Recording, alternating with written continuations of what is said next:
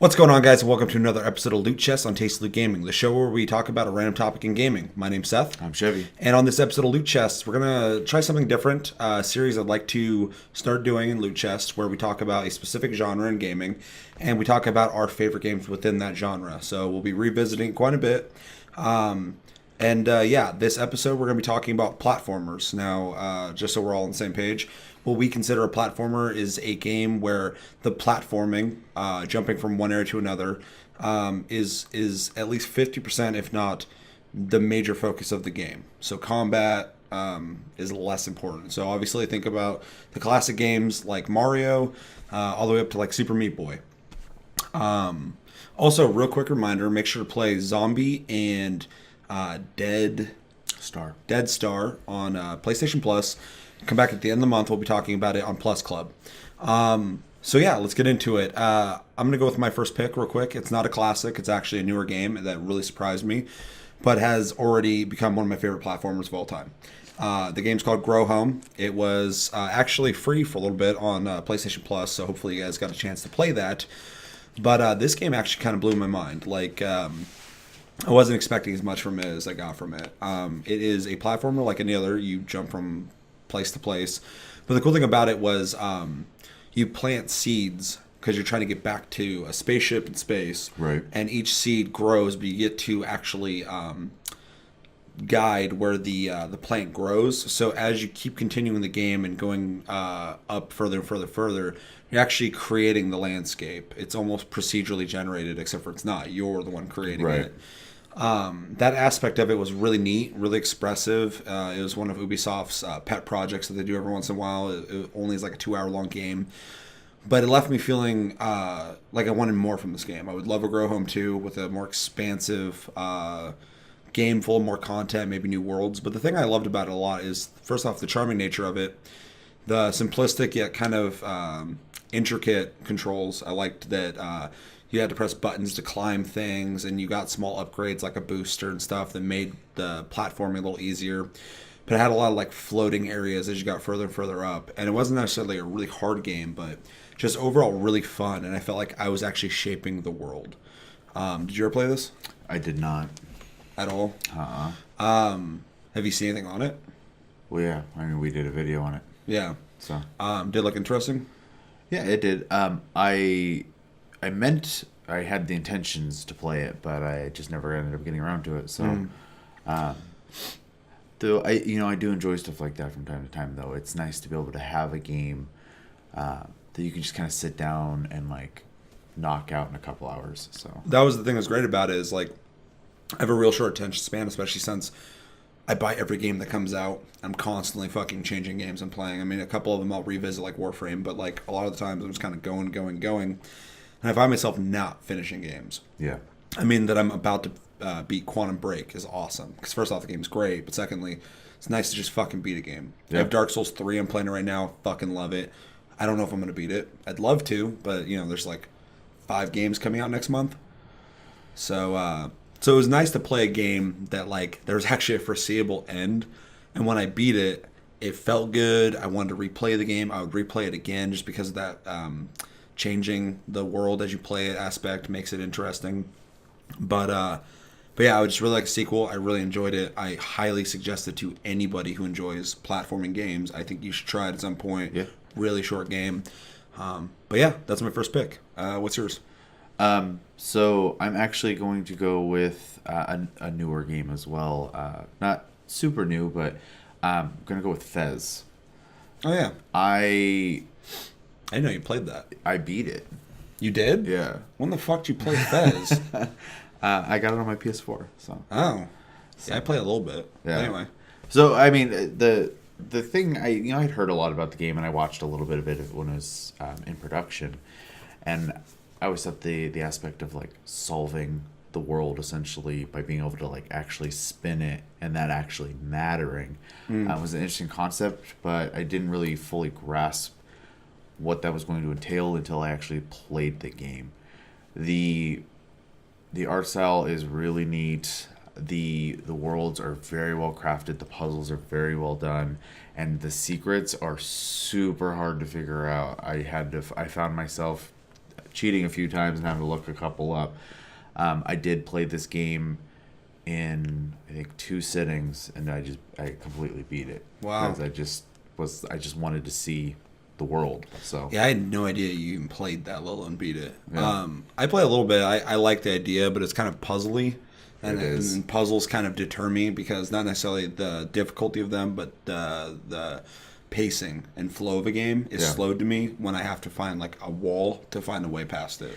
But this is more reminiscent of, and this is going to be kind of a strange example, but like almost like Castlevania games where like you go through the map a little bit and you go, I have to go back now because there was something back there that I can do now, and you go back. This game's the same way. I mean, you get to a certain point and you're like, there's the piece of the puzzle from back there, and you can teleport, so you don't have to like run back or anything. So, you explore, you backtrack, but not in an annoying like I have to trek all the way back sort of way, and you just kind of learn more and more about this world. It's a shame. Phil Fish. Phil Fish is the way he is, I suppose, and the way he reacted to Marcus Beer. Essentially, I can't remember the whole situation, but he's not going to make He a retired second one now from gaming, apparently. So That's such a hit towards the community because they're the ones that suffer. Like I was gonna say, you can say whatever you want to say about Phil Fish. He made a solid game, and I think it'd be very hard to argue that. He is a competent and talented video game developer, even if personally he seems kind of like an asshole. I watched Indie Game the movie, and like most people, to me he came off kind of like a pompous dick who was self-absorbed. But he made a solid game, so you can't argue about it too much, personally. No, I mean there's obviously some talent there. So and his idea for the whole 2D perspective for a 3D world thing, really inventive, really fucking cool. No, and it really paid off. Like his vision was definitely realized. So yeah. Yeah, I'm still kind of blown away you beat that game. I played a little bit. I was like, that's pretty neat. Not really my type, but yeah. No, I blasted through it. So. For my second pick, also an indie game, also a newer game, Super Meat Boy. Super Meat Boy is, out of every platform I've ever played in my life, the tightest controlled, most your fault if you die game I've played. The game is the Dark Souls of platformers, and I played it a shitload. I never beat it. I almost did. I know Josh did. He said it was really fucking hard towards the end.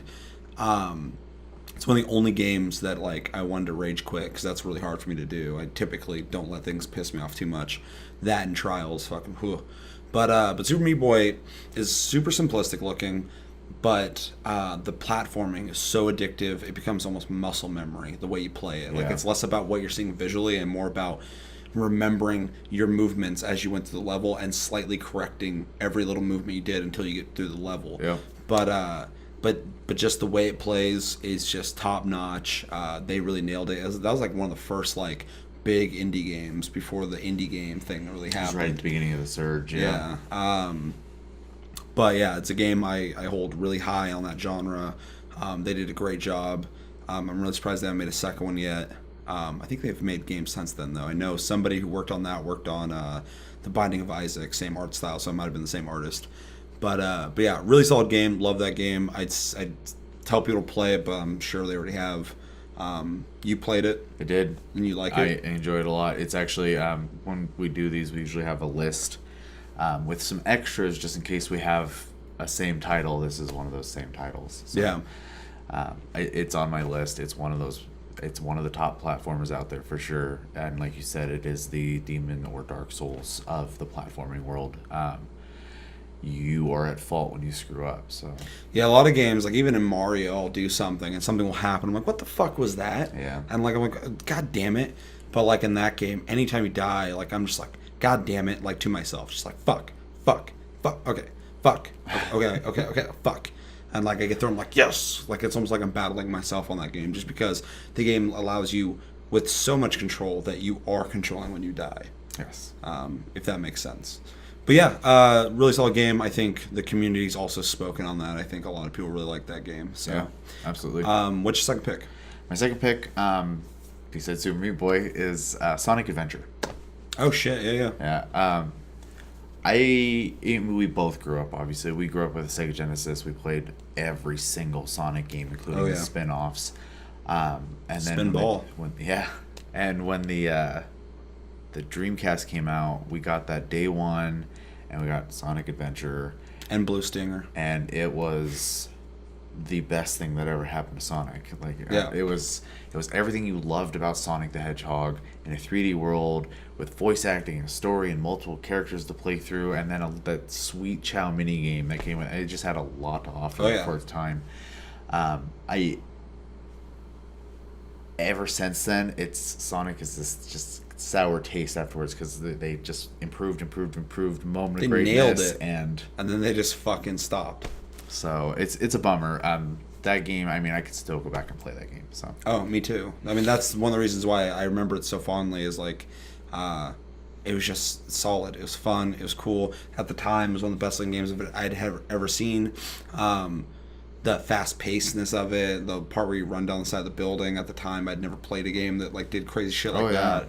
The first level where you're going through the loop-de-loops and the whales coming out and stuff. Like, there was just so much shit. Like, and at that time, it was like we had all the consoles that were to come out. We had not seen something like this. Right. Just that processing power of having all this shit happening at once. I remember even like the last boss, and you're supersonic and you're running on water, and I was like, this is amazing. Oh yeah, that was really cool. And the multiple playable characters. Yeah. Which was really fucking cool. You go back and have different abilities to do different things and play through their part of that story, so you got to see another perspective. It's just amazing. Like, that game seems like they gave a fuck, because at this point, like, when I hear about Sonic, I just like, they don't care. No. They're just like keeping the brand alive. They kind of tried to care with Sonic 4, but no commitment. For a brief moment, they're like, people want it to be like the old games. Let's make Sonic 4, which is crazy because that's like a sequel, like, to the whole series. Yeah. But it was like so lifeless.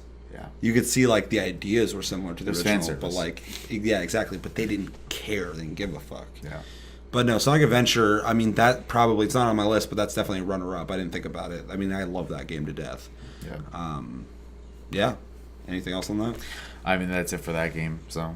For my last one, on the same vein as that, one of my favorite platformers of all time is Mario 64. Yeah. Mario 64, just like Sonic Adventure, if not more, was the first game I'd ever played like that. We've talked about it a couple times on other episodes, but like, there's so many things that I had not seen in gaming done as well. Swimming, flying, the acrobatics, flipping around and shit, the platforming, the levels, the design of the levels, the variety of levels, just the amount of shit in that game was great. And the game was just fun. It was solid. It was the perfect translation of taking the 2D perspectives, Mario, almost said Sonic, Mario games that everybody loves, and turning it into a 3D world game and still feeling like Mario. Somehow they nailed it. It didn't just feel like some lifeless 3D game. It felt like this is the next step in what games, not only Mario, but what games can do. Yeah. And like Sonic, even though obviously it can be argued the Mario games are still popular, they sell well, the last big Mario game for me was 64. 64 was like them taking such a huge step in what platforming games are and leading the way. And then now it's more of like reliving what people want and just giving them what they want, but not being as inspired. And I think that might stem from anytime they got too creative with like Mario Sunshine, it wasn't well received. People who played it liked it, but a lot of people didn't play it. Yeah. Similar to Wind Waker, even though I know everyone played that, loved it. A lot of people didn't want to play it because of the art style. So, but yeah, that game is the reason why I'm disappointed in most things Nintendo's, because I know at one time they were like king shit, fucking had the best console, one of the best consoles ever made, the 64. Super Nintendo too. Like, they said so many fucking great things, and Mario 64 was one of the greatest fucking platformers ever made. And like I said, was an industry-defining, fucking genre-defining game, and they just got fatigued, I guess. But yeah, I love that game. No, and I'm right there with you. I love that game as well. like you said, it did the perfect job of transitioning from the 2D world to the 3D world, and being one of your first experiences ever with a joystick controller. Yep. And it's still controlling so super well. I mean, Played great. I think it's crazy for that being their first step into that territory, how well Mario moved in a 3D space. It's masterful. It's because crazy. nobody had done it like that. It wasn't like they took someone's idea and went, "Let's make this better." They just did it. Yeah. They did it first like that. I mean, there had been games like Spyro and shit, but like that's not the same. No, not at all. Crash Bandicoot, another 3D platformer early on, but that was more like a fucking one of those things, endless runners. It's pretty much like one of the first endless runners. Yeah. Even though it wasn't endless, but yeah, they just had like a great fucking idea and they innovated. Yeah. And it was fucking amazing, and it's one of the best platformers ever made. So yeah, what's your last one? Well, you had it on yours, Super Meat Boy, but I do have honorable mentions. Okay, yeah, throw them out there. So I recently bought Ratchet and Clank PS4, which will brings me to Ratchet and Clank 3 for the PlayStation 2. I never played that. Really, really good. It had so many different elements to it, but still was a platformer. You had your guns that leveled up, so you had those RPG elements. You had the third person shooter stuff. It had multiplayer, and it was a platformer. I mean, it just had so much to it. If you guys are on the fence about buying the PS4 version of Ratchet and Clank, I'm playing it right now. It's great. It's not like a super hard game or anything like that, but it is very much like that Ratchet and Clank, those old Ratchet and Clank. I don't know. I played it, and about 2 minutes into it, I died. So, pretty quickly. But I didn't know what I was getting into. I honestly haven't played a whole lot of Ratchet and Clank. I played the first one. Wasn't impressed. I'd probably want to revisit it now. But every time I've ever talked about it, people are like, "Did you play 3?" I'm like, "No." And they're like, "You need to play 3." That's the one. Yeah. And it's great. I mean, besides that, my other honorable mention I have would be the Banjo series. Oh, fuck, dude. Banjo-Kazooie and Banjo-Tooie. Awesome games. I heard a guy at work was talking shit about Banjo-Kazooie. He's like, "I don't get why people talk about that." I'm like, because it's one of the best platformers ever made. Yeah, it's great. Like the 64 was the golden age of platformers. Like, they had so many good platformers on that fucking console. Yeah. And Banjo-Kazooie was right there. They literally took everything that Mario 64 did really well, and they created a lot of really cool little things with it too. Like fucking being able to like glide around and shit, and just the creative. Rare was such a fucking talented company before they became the empty shell they are now. Conker's Bad Fur Day was fucking fantastic. And then the multiplayer was so good. Mario-esque game, Donkey Kong Country 64. Yeah. So. There's a bunch of good ones on there. Even like Chameleon Twist and fucking... I forgot about the game. It was really good. Yeah. Oh, There's so many good ones. I can't remember now. There was one where you play, I believe, as a girl... Mischief Makers? Yeah, that game was super hard. That game was dope. It had a lot of really cool stuff where you're like rotating on shit, grabbing and shooting and stuff like that. The platformer console. It's crazy. It was. Yeah. No, the 64 was fucking, they owned it, and they still own it because no one else really touched it. The closest thing we've gotten to that is like indie community, but also like the PlayStation 2 era. There's a lot of really good platforms that came out, like Ratchet and Clank and stuff like that. Yeah. But 64, that was the best era for platformers. Nowadays there's a bunch of great ones, but they're all indie made and they're all good. But yeah, there's, like I said, golden age. There wasn't anything better. I didn't prepare any honorable mentions, so I think I'm just gonna skip that since I had the 3. But yeah, I think it's gonna do it for this episode of Loot Chest on Tasty Loot Gaming. Let us know in the comments below what your favorite game platformers are in the genre.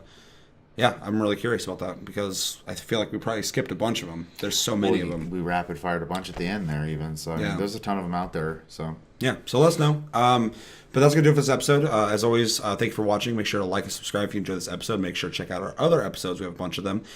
Check us out on Tumblr, Twitter, Tasty Gaming. Check us out on Twitch, Sleep Division. I've been streaming again. Been playing Dark Souls 3 lately. Watch me fucking die over and over and over again. But yeah, as always, thanks. My name's Seth. I'm Chevy. And until Tuesday, have a good weekend, guys, and we'll see you later.